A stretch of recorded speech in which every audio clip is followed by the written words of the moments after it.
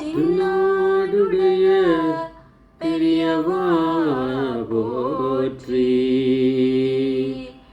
பெரியவா போற்றி, பெரியவா எந்நாட்டவர்க்கும் இறைவா போற்றி, இறைவா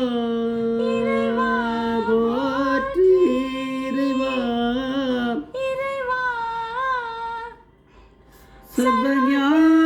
சர்வஞானி மகாபெரியவா சரணம், மகாபெரியவா சரணம்,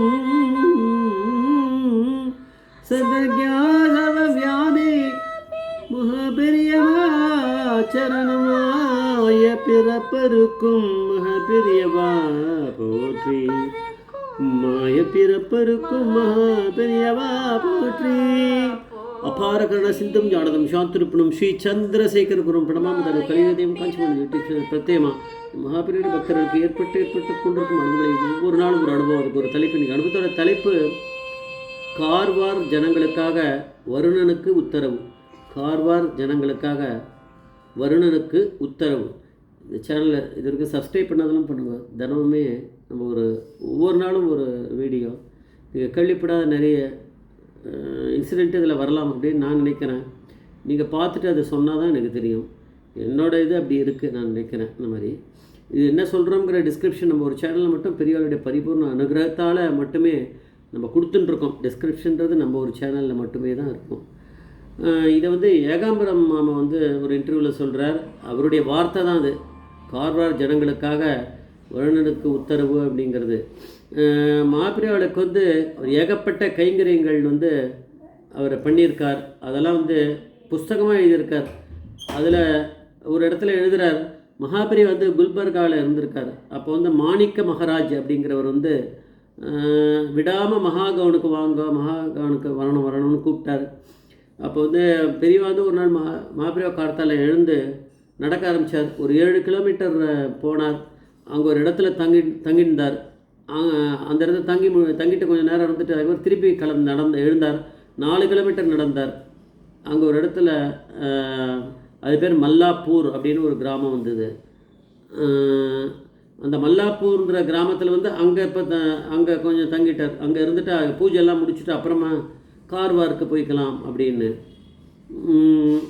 ஆனால் என்ன பண்ண, அடுத்த நாள் கார்த்தால பெரியவா சயனத்துக்கெல்லாம் போயிட்டு கார்த்தால எழுந்து அவருடைய இதெல்லாம் முடித்து மார்னிங் கார்த்தால அவர் கொஞ்சம் விடிகாலத்தாலே என்ன பண்ணால் அந்த கார்வார்லேருந்து கொஞ்சம் பேர் இவர் அங்கே தான் அடுத்தது போகணும்னு நினச்சிருந்தார். இல்லை அதுக்கப்புறம் போகலைன்னு நினைக்கிறேன். அவர் அங்கே போகலை. இவர் கூப்பிட்டதுனால குல்பர்கா நோக்கி தான் போயிட்டுருக்கார். ஆனால் இதுக்கு பக்கத்து கிராமம் மல்லாப்பூரோட பக்கத்தில் இருக்கக்கூடிய கொஞ்சம் தூரத்தில் ஒரு கிராமம் பேர் கார்வார். அந்த கார்வார்லேருந்து கொஞ்சம் ஜனங்கள் கிளம்பி வந்துட்டா.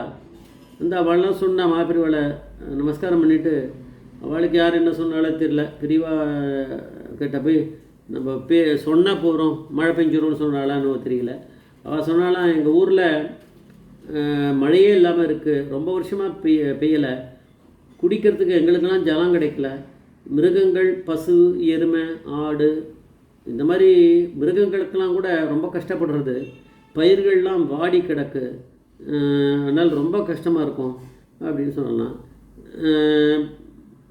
பெரியவங்க தான் மழை பெய்ய ஏற்பாடு பண்ணணும், அது ஏதோ இது பண்ணால் ஆர்டர் பண்ணால் வந்துடும்ன்ற மாதிரி அவள் இந்த வார்த்தை தான் சொல்லியிருக்கா. பெரியவா தான் ஏற்பாடு பண்ணி மழையை கொடுக்கணும். பெரியவா அப்படியே ஆகட்டும் அப்படின்னு சொன்ன தலையாட்டினாராம். அவள் கிளம்பி போயிட்டான். எப்போ அவள் வந்துட்டு போனாலும் அன்றைக்கி ராத்திரி ஒரு பெரிய மழை பெஞ்சிருக்கு. அது ஏகப்பட்ட ஜலம் வந்திருக்கு. அந்த ஊரில் இருக்கக்கூடிய ஏரி குளம் அதாவது என்ன இருக்கோ எல்லாம் ரொம்ப போய் ஏகப்பட்ட ஜலமாக எடுத்த அவளுக்கு.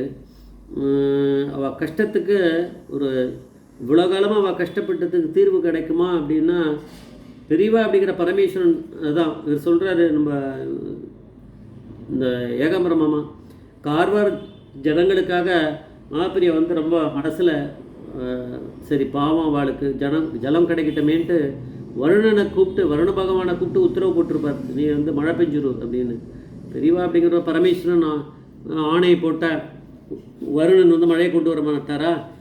அதான் சொல்கிறார் அவர். அவருக்கு ஏதோ ஒரு மீட்டிங் மாதிரி இருக்குது, அதில் பேசுகிறாரு ஏகாம்பர மாமா. அதில் இதை சொல்கிறார், பெரியவா தான் கார்வார் ஜனங்களுக்காக வருணனுக்கு உத்தரவு போட்டிருப்பார், அதனால தான் மழை. இல்லைன்னா அவள் என்றைக்கு பேசப்படால இவ்வளோ காலமாக பெய்யாத மழை அன்றைக்கே திடீர்னு பெய்யுறது அப்படின்னா, பெரியவா அப்படிங்கிற பரமேஸ்வரன் உத்தரவுனால பெய்யுறது அது, அவ்வளோதான். வருண பகவான் வந்து மழையாக வருஷிச்சிருக்கார். அதனால் ஏகப்பட்ட மழை பெஞ்சு அங்கே இவ்வளவு காலமாக கஷ்டப்பட்டதுக்கெல்லாம் ஒரு தீர்வு கிடச்சிருத்து. அதனால் அடுத்த இவர் வந்து பெரியவா அநேகமாக குல்பர்காவில் இருந்திருப்பாலாம் இருக்கும்.